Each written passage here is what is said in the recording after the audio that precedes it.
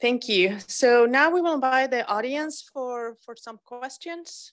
I'm going to start with a question that, we hear about imaging, acoustic drones. We heard about this sensors embedded in the structure, and finally remote sensing. How do we integrate it in a single project? Could we integrate it in a single project, or is it going to depend on the characteristic of the project? Just for all the panelists.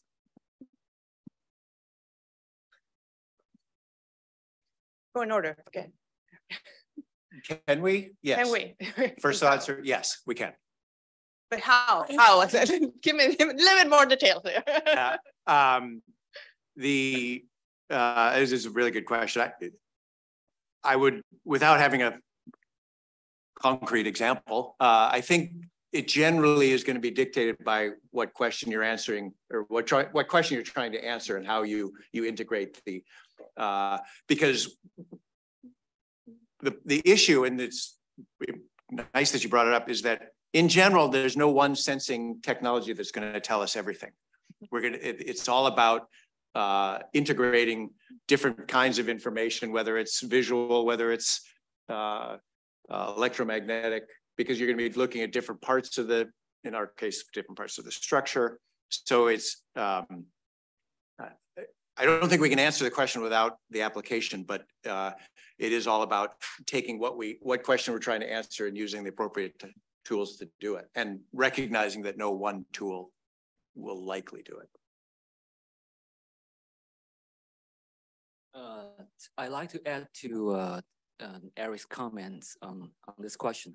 I think that not only we don't have a single sensor can solve all different types of problems, I think that as engineers working in the transportation industry, perhaps we should start from the problem side first.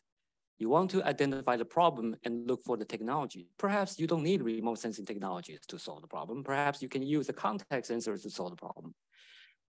What I'm saying is that it has to be a problem-driven effort rather than just for the sake of using certain sensors. And today, of course, like people like to use all these kind of fancy technologies to use it.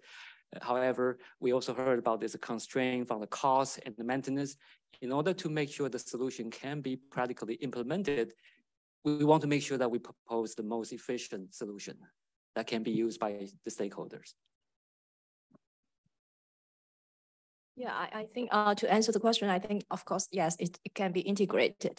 And for example, is the project that we work together on the New Hampshire Bridge already integrated between the optical fiber sensors and the LDV, so we work together.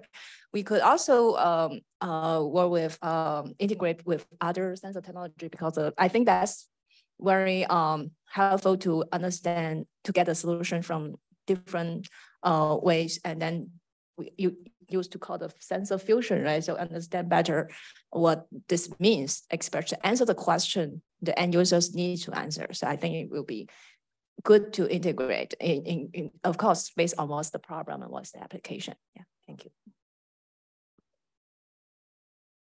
I would just like to add also that not just sensing the problem, but also the solution to the problem.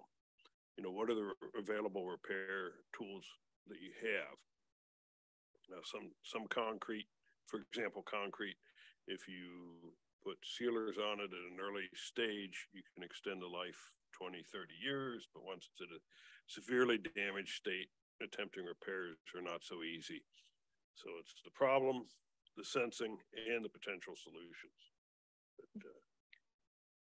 Great, thank you. So I think we have a question there, and if you can give your name and affiliation before the question. Yeah, my name is Chris Esmond. I work for Maine DOT. I have a question for Dr. Wang.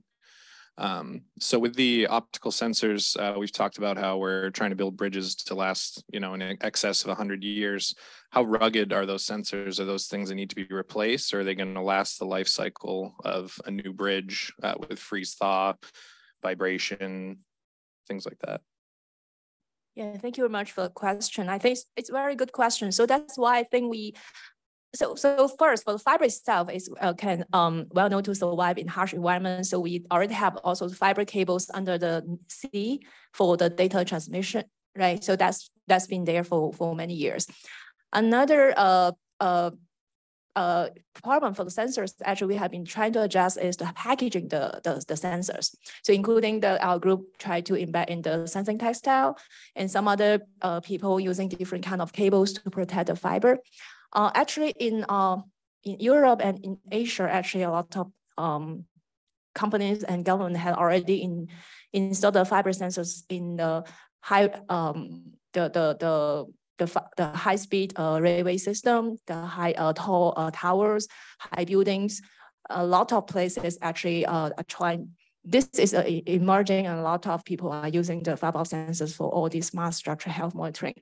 So I think this is it's a trend, and I think here in United States we are trying to put this sensing test out for the monitor and repair, but actually maybe in the future we could also put some also in the new building structures. For example, the collaborate with UMaine on this the bridge. I think is a great field test a start point, but in the future if we could have more opportunity to take advantage of this sensing technology, that would be great. Yeah, thank you. Any other question? Yeah. Last question. Hello, my name is Augustin Hohen. I'm an undergraduate researcher at University of Vermont, and I have a question for Dr. Yu. I don't know if I missed something on your slides, but how did you determine how fast the trains could go over the railroad, over the bridge? Mm-hmm. Yes, the way we determine the speed of the train is by the force response from the theory of the structural dynamics. That will be something perhaps in your graduate curriculum. That's how we get the theory model. So we actually have a theoretical model that relates the speed of a point load to the dynamic response. So we use the displacement time response, but the loaded response, not the free vibration, to determine the speed of the train. So I want to thank the panelists for this great discussion.